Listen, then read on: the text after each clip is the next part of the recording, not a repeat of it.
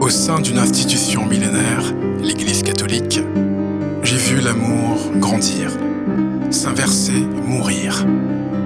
J'y ai rencontré Sue, femme et religieuse au défi de ses vœux. Je m'y suis fié à mon prêtre et thérapeute pour m'assurer de rester droit face à mon Seigneur, loin de mon penchant à l'homosexualité. Moi, je m'appelle Jérôme, aussi fictif que miroir d'un réel.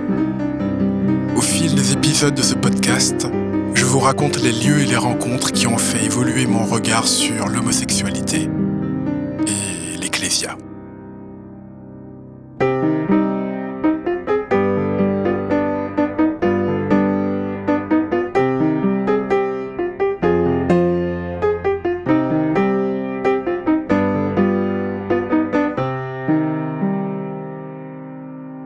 Aujourd'hui, je suis debout dans l'entrée d'une pièce sombre. Peut-être un léger clair-obscur. Je me demande ce que je fais là. Je pense à ce qui m'a conduit à cet endroit. Un sentiment de fierté m'envahit. Je suis fier. Fier de ma démarche. Avec cette fierté, une inquiétude, celle de tout chrétien. Suis-je, ou suis-je bien, ou suffisamment, ou magnifiquement, ou pas assez sur la voie du Seigneur ? L'inquiétude du croyant. Suis-je suffisant pour plaire au divin ? De mon enfance à aujourd'hui, par les mots sacrés de l'Église, j'ai appris que tout part de la crainte de Dieu. Et là, cette crainte m'amène à prier pour m'en sortir, pour lui plaire. Être un homme digne créature de Dieu. Les mains serrées, je suis à genoux, les yeux fermés, en prière. Je crois. Je crois que la vie est belle. Je crois que les gens autour de moi, globalement m'aiment. Je crois que demain sera une belle journée. Je crois que j'ai aussi des personnes géniales dans mon entourage. Et tout cela parce que je crois que Dieu est bon. Je crois en cela dur comme fer, avec quelques doutes parfois, mais qui durent peu de temps. Et je crois en cela avec la peur que je ne puisse plus jouir de ce monde qui m'entoure. Ce monde m'est promis à la condition que je me configure au Fils de Dieu, ou frère du Fils de Dieu. Une certaine idée de l'homme bon, que je dois le reconnaître, je serais bien incapable de décrire. Je veux croire en cela. Croire au Dieu catholique, c'est croire aussi à ce qui est écrit dans un livre. Et cette Bible semble dire, selon les croyants de l'Église, ou tout au moins selon un grand nombre de ses plus hauts responsables, que les pensées qui m'animent souvent, que j'aimerais concrétiser beaucoup, trop, pas assez, que je voudrais entendre se taire pour arrêter de me frustrer, ces pensées sont celles d'un sodomite, un être voué à l'enfer, car face à Dieu il y a un diable, maître des enfers qui attend l'homosexuel. Ma croyance me dit que je dois taire ces pensées, être hétérosexuel pour ne pas rencontrer ce diable. Je veux rencontrer mon Dieu de l'Église catholique, de l'Ecclésia, dont je crois que l'interprétation de mes frères est juste. Je crois, donc j'obéis. J'accepte et je veux être un hétérosexuel catholique fidèle aux évangiles, même si toutes les fibres de ma vie, me parlent de mon homosexualité. J'accepte avec l'ardeur la moins molle possible, une existence contrariée de mes pulsions pour vivre, enfin, une vie sanctifiable.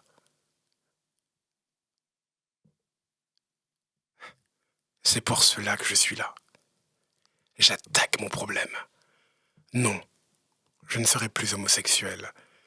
Je serai hétérosexuel. Je dois redresser la barre. Je suis hétérosexuel. Je dois avoir la foi.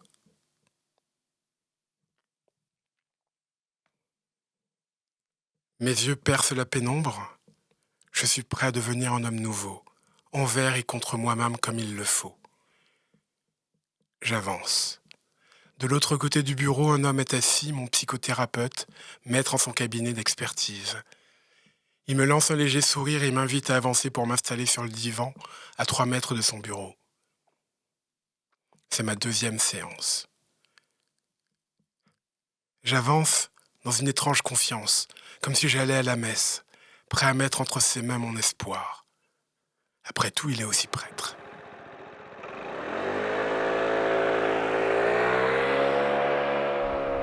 Nous sommes avec le père Tristan Abrévière, référence dans l'Église de France pour les questions liées à la famille et à la mission pastorale, et nouveau consulteur français au Conseil pontifical pour la famille.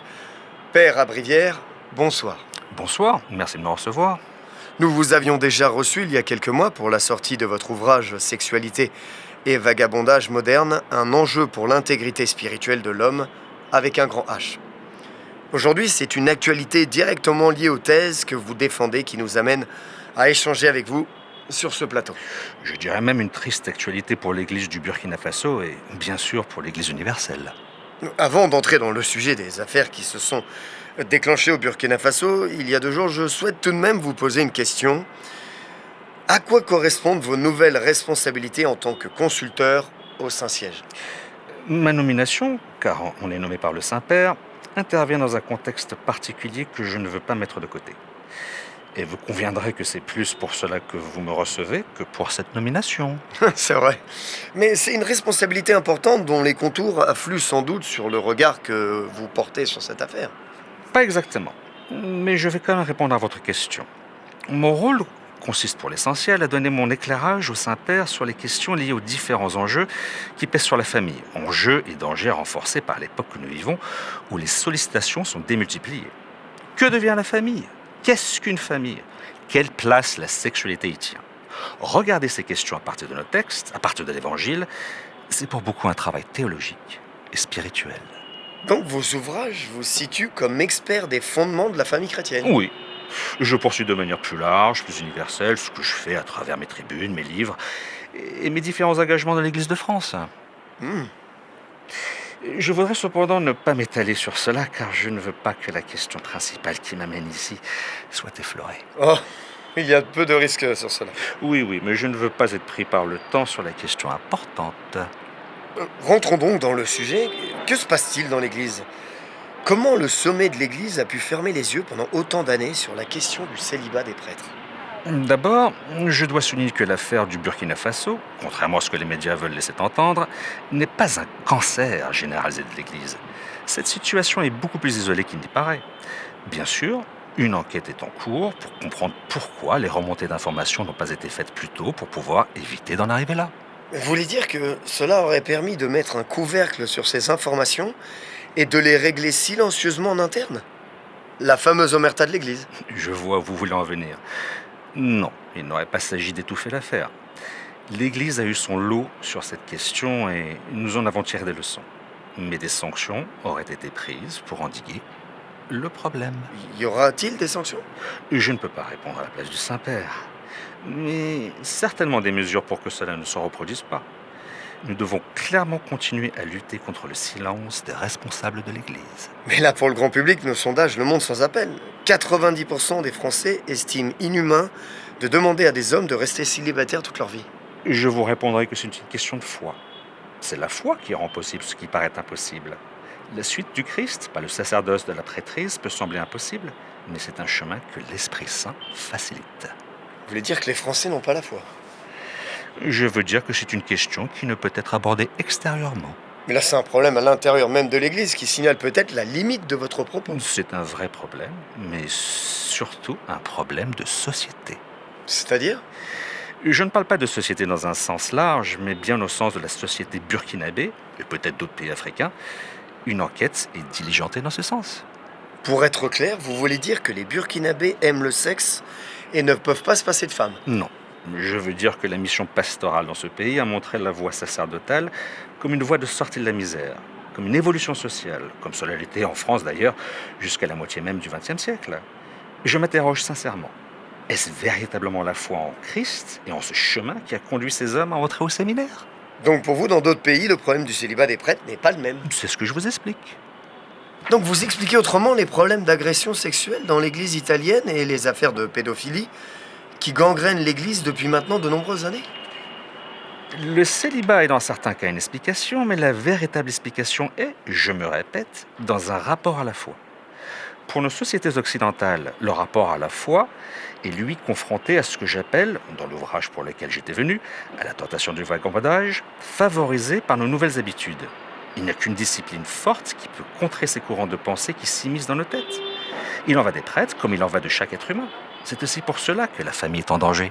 Je vois, mais d'une manière ou d'une autre, la question de la sexualité reste centrale. En effet, on a critiqué l'austérité des pères de l'Église, mais nous devrions méditer un peu plus sur leurs textes. Concrètement, comment l'Église compte-t-elle se sortir de cette situation et gérer ce phénomène de double vie à une époque où, paradoxalement, en d'autres points du globe, on sent au niveau des croyants un besoin, un repli vers des valeurs plus traditionnelles, vers plus de... Clarté. Il y a un besoin évident d'une Église plus forte et classique. Vous savez, je reçois aussi de nombreux patients, majoritairement des croyants, mais pas que, et pas uniquement des hommes ayant fait vœu de célibat et de chasteté. Je constate dans la majorité des cas qu'au-delà d'être difficile à exprimer, leur parole est marquée d'incompréhension. C'est très difficile pour eux. Les différents signaux envoyés par notre société rendent difficile pour un homme d'être un homme, de s'accomplir pleinement. Ils sont courageux et j'essaie de les aider. S'il y a un sens à ma nomination en tant que consulteur, c'est de participer à insuffler ce souffle de courage qui marche, encore une fois, avec la fermeté. Un courage ferme. Mais l'Église de France va-t-elle dans ce sens? Attendez, nous aussi, nous avons eu nos problèmes. Il y a cependant maintenant quelques années que nous avons mis au cœur de la formation des prêtres des lieux de réflexion et d'échange sur la sexualité pour mieux la vivre, sans la pratiquer. Pour affermir notre vocation et ne pas se laisser prendre par des vents contraires. Sans la pratiquer? Sans pratiquer la sexualité, les prêtres, les évêques français sont des anges? Je trouve que vous balayez du revers de la main les accusations d'abus. Cela n'existe pas pour vous. Toute la lumière doit encore être faite et, par conséquent, je ne saurais commenter davantage pour l'instant, et vous le savez très bien, ces soupçons d'actes pédophiles qui pèsent sur quelqu'un qui est mon ami, je souligne d'ailleurs qu'il ne s'agit que de soupçons qui ne peuvent constituer un jugement car l'évêque de...